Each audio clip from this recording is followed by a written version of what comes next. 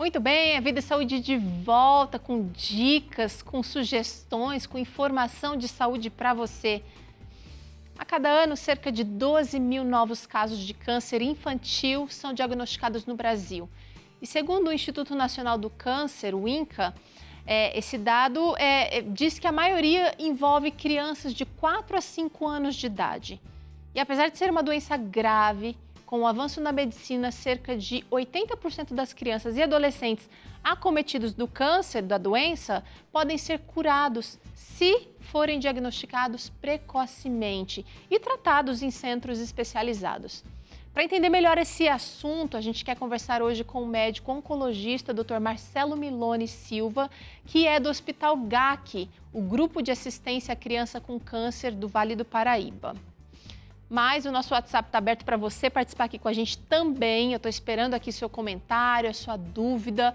É só mandar aqui para o nosso WhatsApp, que o número é 12 98266 0004. Esse é o número aqui do Vida e Saúde. Você pode até salvar aí na sua agenda, porque sempre você pode estar aqui participando do programa. Apontando a câmera do seu celular para esse código aqui na tela, você também consegue acesso direto para conversar com a gente no nosso WhatsApp. Então, estou esperando, manda aqui pra gente. Não esquece de dizer o seu nome e também o lugar onde você está falando, tá bom? Doutor Marcelo, bem-vindo ao Vida e Saúde. Que prazer ter você aqui com a gente, falando de um assunto tão importante para a saúde das nossas crianças. Bem-vindo, doutor. Obrigado pelo convite e num dia muito importante, que é o Dia Nacional de Combate ao Câncer Infantil. E acho que vem muito a propósito do nome do programa também, né? Vida e Saúde. Que as pessoas acham que câncer é igual à morte e isso é totalmente falso. Hoje a gente consegue tratar e curar a maioria dos casos. Que boa notícia, você já começa trazendo aqui pra gente, mas eu queria que o senhor falasse um pouquinho sobre o Hospital GAC, que é esse grupo de assistência à criança com câncer. Falando um pouquinho sobre a atuação do GAC aqui no Vale do Paraíba, doutor. Bom, o GAC é uma instituição já que existe já há vários anos, tá? Mas o hospital surgiu em 2010. Não eu, né? Eu sou empregado aqui, mas sou funcionário.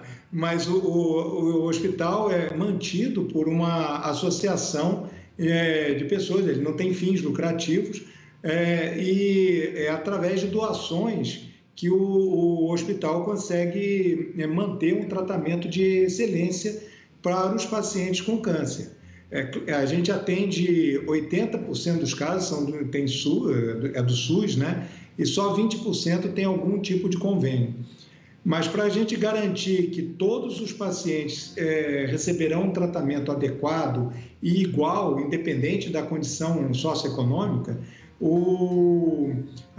esse grupo de apoio, que na verdade é o grupo de assistência, né, precisa de doações. Então, é a partir de doações que a gente consegue garantir o tratamento para todo mundo. Ou seja, as crianças que são atendidas aí no GAC, doutor, elas não pagam pelo tratamento. É um serviço realmente prestação de serviço realmente para pessoas carentes. Sim, na verdade é para todo mundo, mas é claro que a gente, por causa disso, consegue garantir que uma pessoa que tem alguma carência econômica consiga receber medicamentos adequados, independente do valor. Legal, legal. Muito importante, então, esse trabalho. Você viu aqui passando o endereço. Se você quiser conhecer mais sobre esse trabalho, se quiser contribuir, sua contribuição é muito bem-vinda. E saiba, assim como Jesus, que observou a oferta daquela viúva, que era pouquinha, mas que significava muito para ela, você também, com um pouco que ajudar, pode fazer grande diferença, tá? Doutor, vamos tentar entender por que o câncer infantil é diferente do câncer de adulto. Bom... Eu sei que é uma pergunta difícil, mas vamos lá, tenta mostrar para a gente de maneira geral. Eu vou tentar ser o mais sucinto possível, espero conseguir explicar direitinho.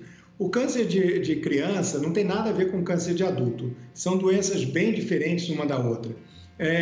O câncer de criança, ele tem, primeiro, ele tem baixíssima possibilidade de você prevenir, diferente do adulto. Segundo, o tipo de tecido, quer dizer, célula envolvida no câncer da criança é diferente da célula que está envolvida no câncer de adulto. O câncer de adulto vai ter algumas particularidades, ele vai ser mais frequente, um determinado tipo de câncer vai ser mais frequente em algumas regiões do mundo do que em outras. Na criança, não. Você tem mais ou menos os mesmos tipos de doença de forma uniforme no mundo todo. O tratamento também é diferente, seja do adulto, seja na criança. E mesmo dentro da faixa etária infantil, você começa a ter diferenças entre cada tipo de doença. Por exemplo, um determinado tipo de leucemia comum na criança de 3 a 6 anos é muito incomum num adolescente e muito incomum num lactente. Nenenzinho, infelizmente, também tem câncer. Olha só, então, por isso a importância de um centro especializado em câncer infantil, justamente para atender essas demandas que diferenciam muito conforme a faixa etária. Agora, doutor, o câncer infantil, ele cresce mais rapidamente? A gente tem até uma tela para mostrar aqui que eu queria que o senhor comentasse um pouquinho sobre essa divisão celular e também essa formação do câncer. Então, vamos lá. Vou tentar explicar isso aí. É o seguinte, nesse número 1 aí, a gente está vendo aí o que seria uma célula normal. E essa célula normal, ela é uma célula bem primitiva, no sentido que ela tem o potencial de se diferenciar para uma série de outras diferentes células. É como se, por exemplo, no sangue, o sangue é composto por vários tipos de células. Tem células mieloides, tem células linfóides, tem as células que carregam o oxigênio, tem as células que vão ser responsáveis pela coagulação e por aí vai. Então, a célula vai passando de estágio para estágio e se amadurecendo para um determinado tipo de célula madura final. Certo. Então, uma célula que tem que sair de célula primitiva vai se tornar, então, um linfócito B, por exemplo. Só que num determinado momento, aí a gente passa para o número 2, num determinado momento, essa célula está se dividindo e se amadurecendo. Ela tem algum erro qualquer nesse processo e ela trava nesse ponto. Então, ela ficou presa nesse ponto de amadurecimento. E aí, em vez de ela continuar se amadurecendo para se tornar um linfócito B, ela fica parada ali, num linfócito um pouco menos diferenciado, pré-B, pronto. Certo. E aí ela continua se dividindo naquele grupo de células, ela fica presa ali. E ela vai formando uma nova população, quer dizer, de uma célula você passou a ter 2, de 2 você passou a ter 4, 8, 16 e vai nessa progressão. Certo. Em um determinado momento, você tem um número tão grande de células que você começa a ter sintomas. Esse problema que ocorreu na célula, daí a gente passa para o número 3, foi gerado por uma mutação genética. Ou seja, o erro que deu na célula foi dentro do núcleo, dentro do DNA dessa célula, no programinha de computador dessa célula. E aqui não pode confundir uma mutação genética da célula com uma mutação genética do corpo. Não tem uma coisa, não tem nada a ver com a outra. Não é a criança que tem uma mutação genética, é a célula que está mutada, tá? Tá, a gente vai conversar... A gente vai tentar entender um pouquinho mais, mas falta a última parte, porque daí aquela mutação, ela se instala em determinadas regiões do corpo da criança, é isso? Não, daí a colônia de células vai se multiplicando e vai formando o seu tumor. Só que nos casos dos cânceres, dos tumores malignos, a leucemia, você pode chamar de tumor maligno, ela tem a capacidade de sair do seu lugar normal e ir para um lugar que não é próprio dela. Entendi. Comparando, você pode ter um tumor de rim, por exemplo, que chama nefroblastoma. Essa célula escapa do rim e vai parar no pulmão. E aí, quando você olha essa célula no pulmão, aquela metástase que está no pulmão, você não vê uma célula de pulmão, você vê célula de rim, entendeu? Então, ela escapa do lugar e vai formar uma nova colônia em outro local, que pode ser pulmão, fígado, cérebro, osso, coisa por aí. Agora, doutora, a gente tem cânceres mais comuns nas crianças. Eu tenho aqui, por exemplo, olha, esse dado de que 36% dos cânceres infantis vão ser leucemia. Isso. Isso mesmo. Tá exato isso. 1/3 dos casos de câncer na infância, infância aí a gente vai restringir até 12 anos, porque depois isso muda um pouco, correspondem às leucemias. Leucemia é um grupo muito grande de doenças também. Tem vários tipos, tá? Tá. Aí a gente tem também, doutor, linfomas, 14%. Linfoma é o câncer da linfa, né? É uma doença parente da leucemia, tá? E são mais ou menos isso, de 15% a 20% dos cânceres da infância são linfomas, que você tem 2 grandes grupos, o linfoma Hodgkin e o não Hodgkin. Tá. E aqui a gente tem também, sim, doutor, o 16% dos tumores no sistema nervoso central, que eu imagino que também pode ser subdividido aqui. O tumor do sistema nervoso central, na verdade, é um saco de gato, porque são inúmeras doenças diferentes que têm como coisa em comum apenas o fato de estarem no cérebro, mas são muito diferentes. Doutor, existe uma predisposição para a doença ou existem gatilhos para a doença também, fatores de risco? Eu queria que o senhor colocasse essas 3 combinações aí, porque isso também diferencia o câncer adulto do câncer infantil. Exatamente. Existem, sim, fatores predisponentes e fatores de risco. Só que, infelizmente, eles são muito poucos. Tá? Menos de 5% dos casos de câncer na infância, você consegue detectar uma causa predisponente. Na grande maioria das vezes, infelizmente, você não sabe que aquela criança tem uma predisposição ou tem um risco de desenvolver câncer. Ou, no caso, desenvolveria o câncer, né? Por isso a importância dos pais estarem com acompanhamento médico em dia e também estarem, assim, observando as mudanças que seus filhos podem apresentar, que as crianças podem apresentar. Agora, doutor, os sintomas do câncer infantil são bem inespecíficos no começo. Podem muito ser confundidos, na verdade não são inespecíficos, mas podem ser confundidos com problemas da saúde corriqueira da infância. Por exemplo, a gente tem aqui, olha, perda de peso, palidez. Sim, por exemplo, palidez é extremamente comum numa criança de 2 anos, porque é uma criança que está de 1 a 2 anos, né? Está na transição alimentar, está saindo do leite materno para alimentação normal, vamos botar assim. Certo. Normal não é, mas bom. Então, como o leite materno, o leite de um modo geral é pobre em ferro, a criança pode desenvolver anemia. Uma anemia. E isso, obviamente, gera palidez. A leucemia, isso é importante, tá?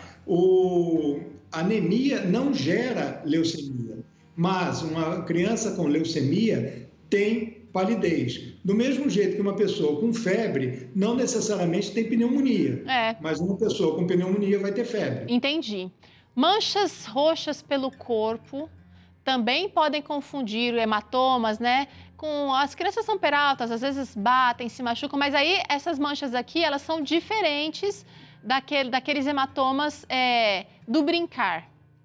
Sim, aqui é o pediatra que tem que estar bem atento para esse tipo de coisa, porque são diferentes. É claro que não é porque a criança tem leucemia que ela não possa ter uma mancha na canela, né, na perna. Mas é o mais provável que ela tenha batido, porque a criança vive fazendo folia, e é bom que faça mesmo.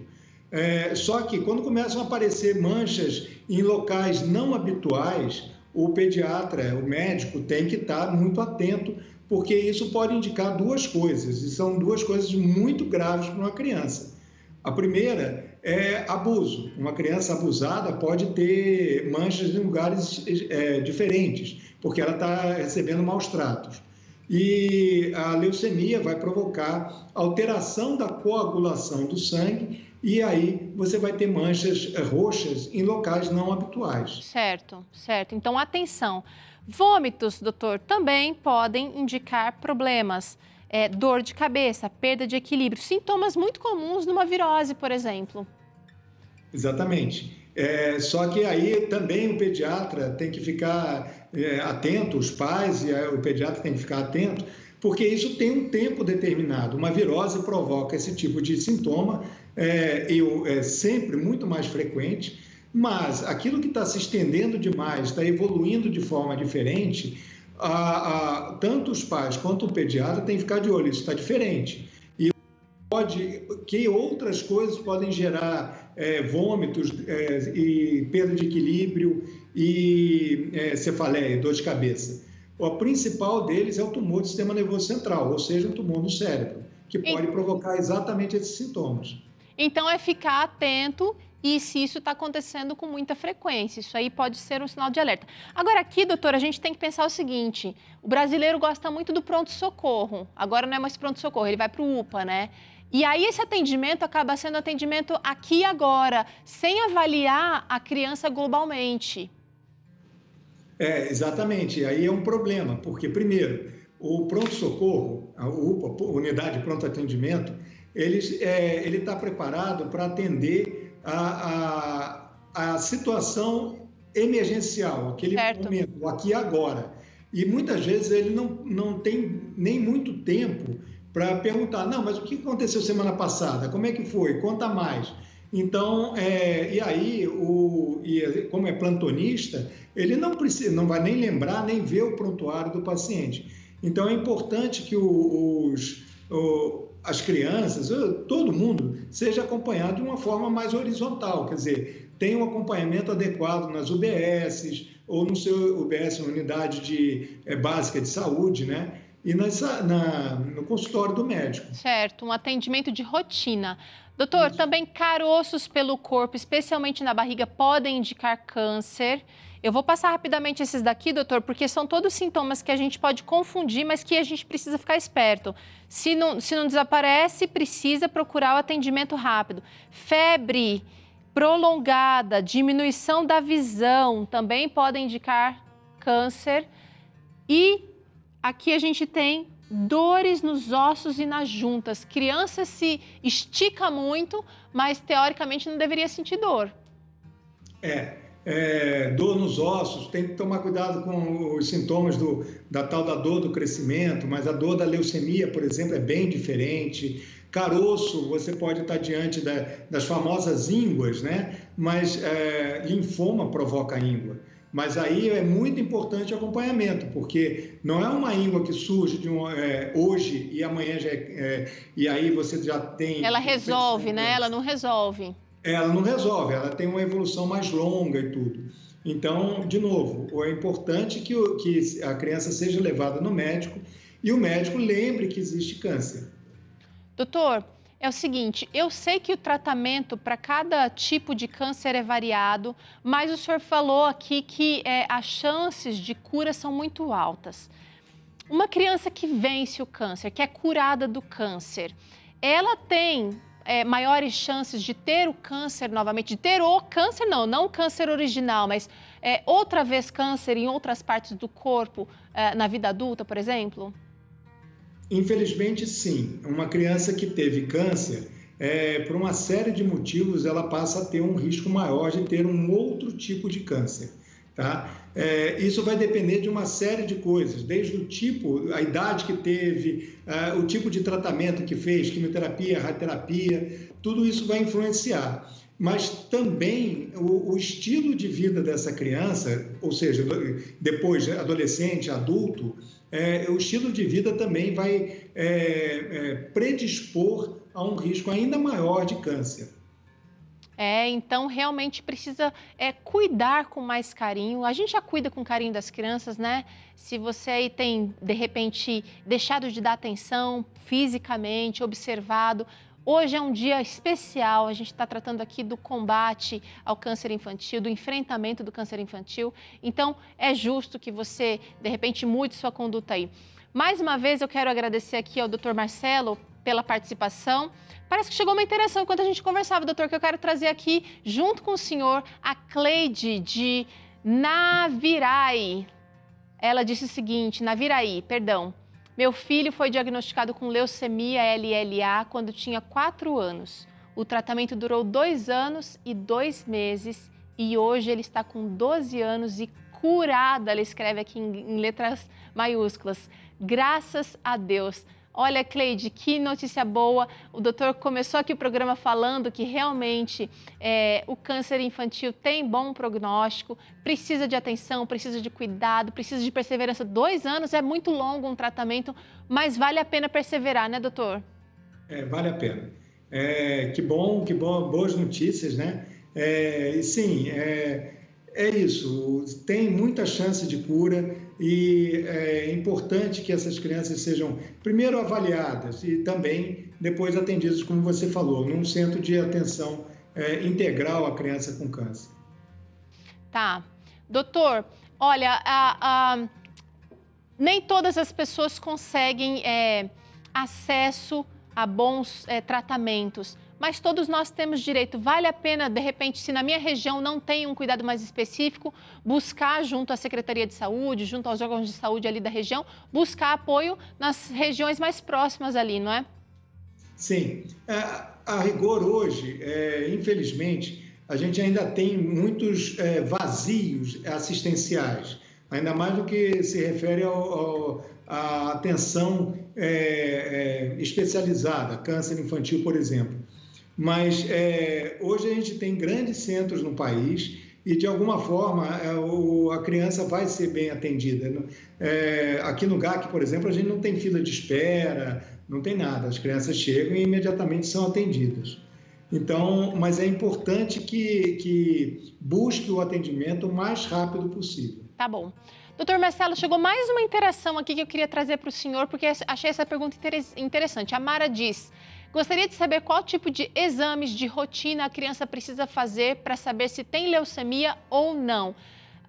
Então, caso a Mara está trazendo uma boa pergunta, caso eu perceba alguns sintomas que a gente trouxe aqui, doutor, ela pode ajudar, ela pode conversar com o médico pedindo esses exames? Na verdade, quem pede é o médico, não é? Olha, Mara, obrigado pela sua pergunta. De modo geral, o pediatra tem condição de pensar na doença de forma até muito fácil.